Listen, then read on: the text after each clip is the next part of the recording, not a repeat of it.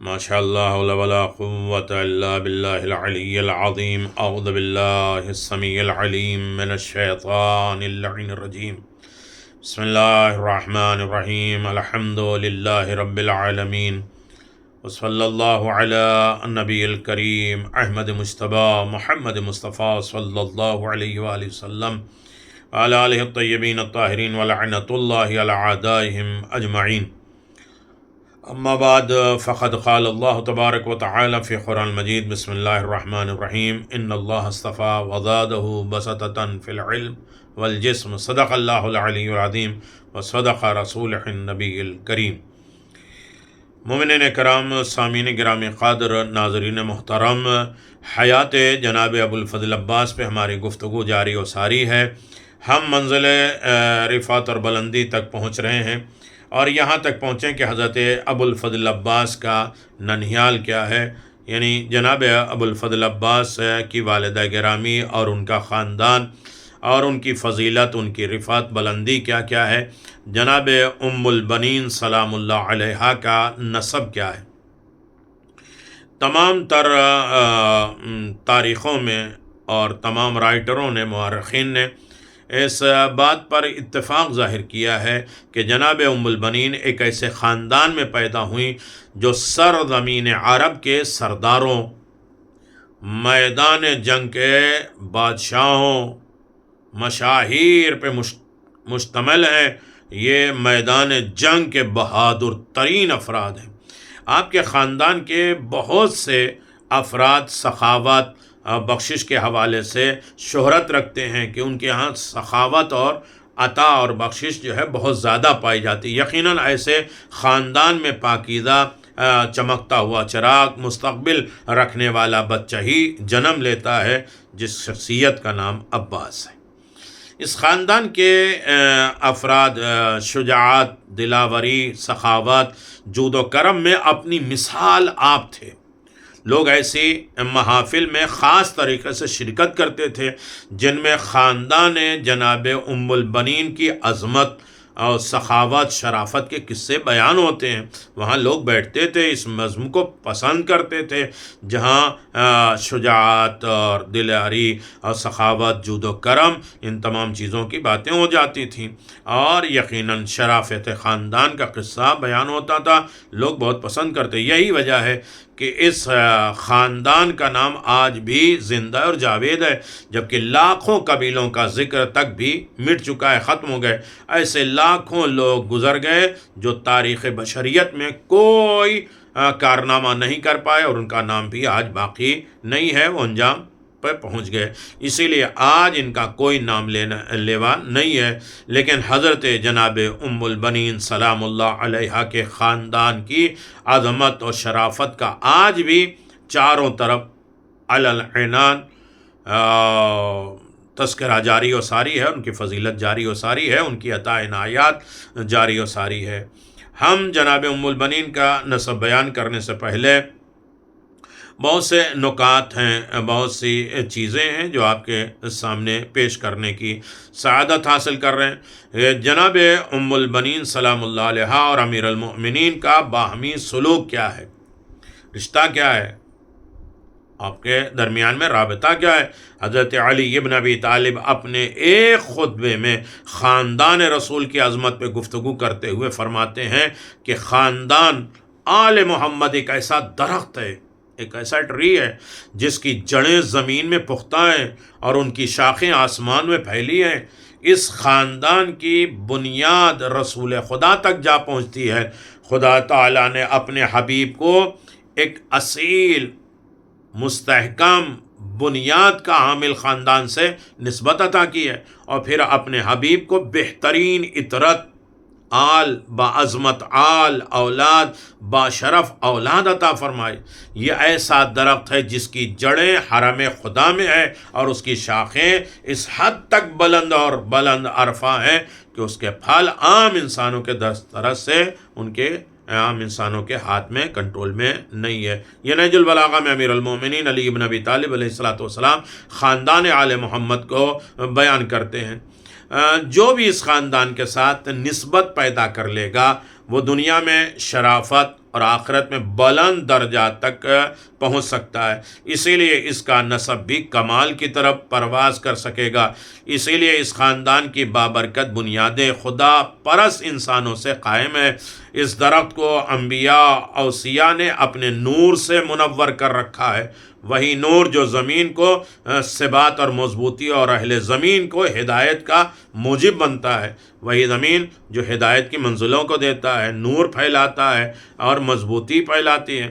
جناب ام البنین سلام اللہ علیہ کے افتخارات اور ان کے امتیازات، ان کی خصوصیتیں میں سے ایک یہ بھی ہے کہ آپ نے پیغمبر اسلام صلی اللہ علیہ وسلم اور حضرت امیر المؤمنین علی بن ابی طالب کے خاندان کے ساتھ تعلق پیدا کر لیا، اور آپ کا نسب اس سے پہلے بھی ایک مرحلے پر جا کے رسول خدا امیر المؤمنین سے جا ملتا ہے۔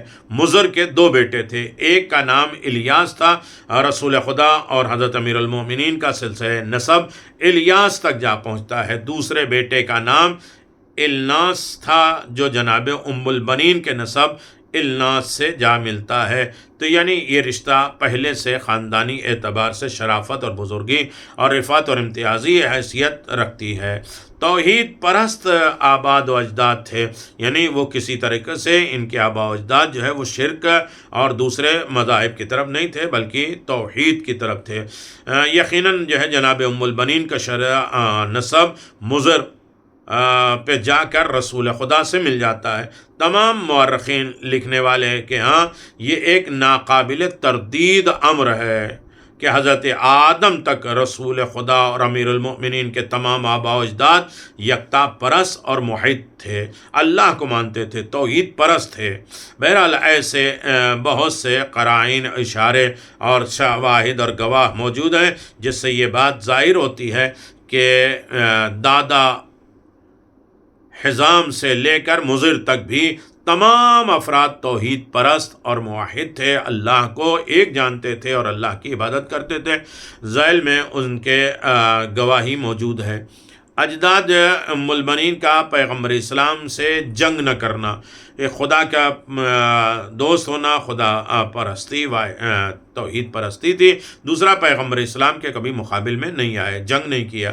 ابن اسحاق کہتے ہیں کہ جب قبیلے حواز اور پیغمبر خدا صلی اللہ علیہ وسلم کے متعلق سنا تو خدا نے انہیں مکہ فتح کرنے کی توفیق دے دی، تو مالک ابن عوف نصر نے قبیلے حوازان کے تمام جنگجوؤں کو جمع کیا، اور پھر قبیلے ثقیف کے افراد بھی مالک کے ساتھ مل گئے۔ اسی طرح نصر اور جشم قبیلہ بھی اس اتحاد کا حصہ بن گئے۔ سعد ابن بکر اور قبیلے بنی ہلال کے کچھ افراد بھی ان کے ہمنوا بن گئے۔ اس کے باوجود یہ تعداد مسلمانوں کے ساتھ جنگ کرنے کے لیے کافی نہیں تھی۔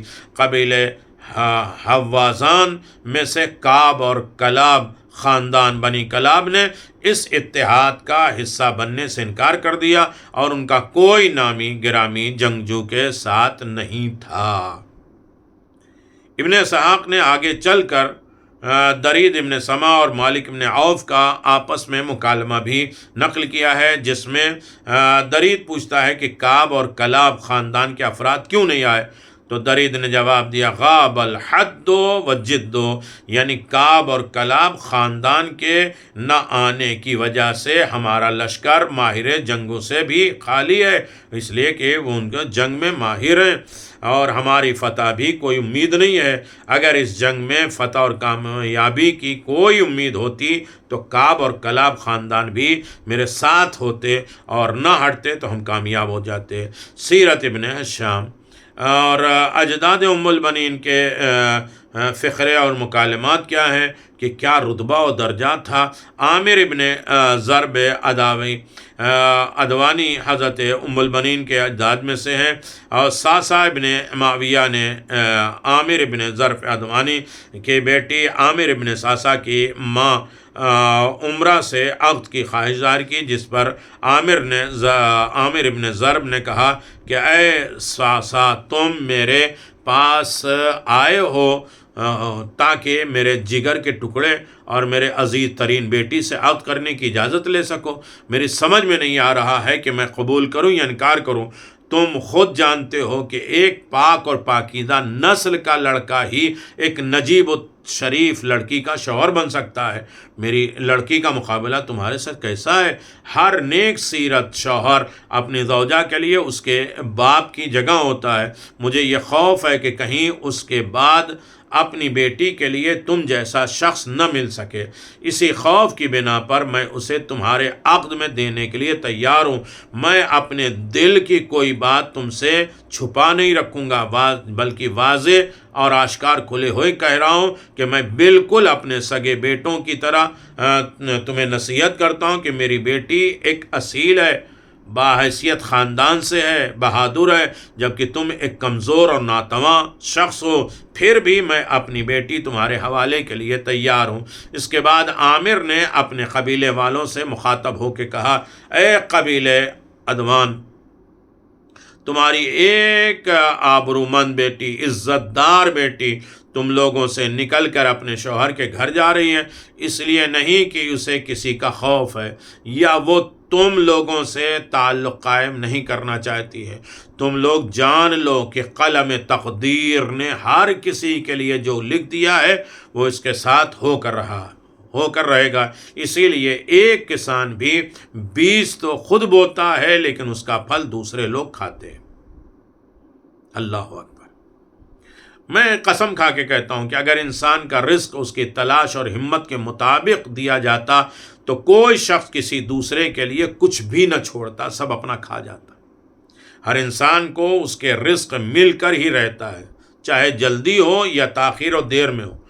وہ خدا بارش برساتا ہے، چمن اور سبزہ زار کراتا ہے، پھر ہر پیٹ کے لیے پھل، سبزی اور پانی کے کچھ مقدار معین کر دیتا ہے۔ افسوس کہ تم یہ سب دیکھتے ہو لیکن ان پر غور و فکر نہیں کرتے۔ جو کچھ میں تم سے کہہ رہا ہوں وہ صرف انہی کے پلے پڑے گی، انہی کا سمجھ میں آئے گی جن کے دل میں حرف حق کے لیے آمادہ ہیں، جو حرف حق جانتے ہیں۔ ہر چراگاہ کا کوئی رکھوالا ضرور ہوتا ہے، اسی طرح ہر انسان کا کوئی نہ کوئی مزاج ضرور ہوتا ہے، چاہے وہ احمق ہو یا عقل مند ہو۔ مومنین کرام، اسی وجہ سے کہا گیا کہ میں نے ایسا کچھ نہیں دیکھا مگر یہ کہ اس کی آواز قابل سماعت ہوتی ہے اور اسے چھوڑنا بھی ممکن ہوتا ہے۔ میں نے ایسی کوئی مخلوق نہیں دیکھی جو اپنے خالق بھی ہو، اور اس دنیا میں جو کچھ بھی ہے اس کا بنانے والا کوئی نہ کوئی ضرور ہے۔ اس دنیا کی ہر شے فنا ہو جانے والی ہے، ہر فائدہ مند چیز کبھی نقصان دہ بھی ہو جاتی ہے، اور کوئی دنیاوی نعمت ایسی نہیں ہے جس کے ساتھ کوئی مصیبت یا وبال نہ ہو۔ ہر نعمت کے اوپر ایک وبال ہے، ایک مصیبت ہے، پریشانی ہے، ہر اچھے کے اوپر ایک برا ہے، اور ہر پریشانی کے ساتھ جو ہے وہ آسانیاں ہیں۔ اگر درد اور مرض انسان کی موت کا سبب ہوتے ہیں تو ہمیشہ دوا مردوں کو بھی زندگی دے پاتی ہے، اور یقیناً مرضوں کے اعتبار سے بھی دوا شفا دے دیتی ہے۔ تو بہت سی چیزیں ہیں کہ یقیناً آپ دیکھیں کہ یہ عرب شخص اگرچہ سادہ سا آدمی ہے اور فلسفہ حکمت نظری سے تہی دست ہے، لیکن اپنے عمیق و گہرائی اور فہم سمجھ میں حکیمانہ عقل کے ذریعے خدائے باری تعالیٰ کے وجود کا اس بات ہے، اور مادہ پرست کا انکار کر دیتے ہیں، ایک مضبوط دلیل قائم کرتا ہے جسے علمی طریقے سے یقیناً خالق اور مخلوق کے بیچ اتحاد کا باطل، لہذا خالق کو غیر مخلوق ہونا چاہیے، یہ ایک واضح عقلی حکم ہے۔ بہت سی دلیلیں ہیں، یعنی جناب ام البنین کے خاندان جو ہے وہ ان کا گھرانہ توحید پرست تھا اور کبھی بھی پیغمبر اسلام اور آل پیغمبر کے ساتھ مقابل میں نہیں آیا، اور یہی وجہ ہے کہ آپ دیکھیں کہ تمام موجودات کے اعتبار سے میں کہوں کہ عامر ابن ضرب نے حوادثات کا تذکرہ کیا جو خوشیوں کو غم میں بدل دیتے ہیں، اور ان حوادثات کے ذریعے ثابت کیا کہ یہ دنیا ایک فانی مقام ہے، پائیدار نہیں ہے، ہمیشہ نہیں رہے گی، اس لیے کہ یہ دنیا مختلف مسائل پریشانیوں کا گڑھ ہے، اور اگر یہ دنیا ابدی اور ہمیشہ اور مقام ہوتا تو یقیناً اس میں مصیبتیں پریشانی نہ آتی، اس سے دور ہوتی پریشانیاں۔ لہذا یہ کہنا بالکل بجا ہے کہ اس دنیا کے علاوہ ایک اور دنیا بھی ہے جس کی نعمتیں پائیدار ہیں، جس میں مشکل اور مصائب کا کوئی تصور نہیں پایا جاتا، یعنی آخرت کے اوپر بھی ان کا خاندان کتنا یقین کرتا ہے۔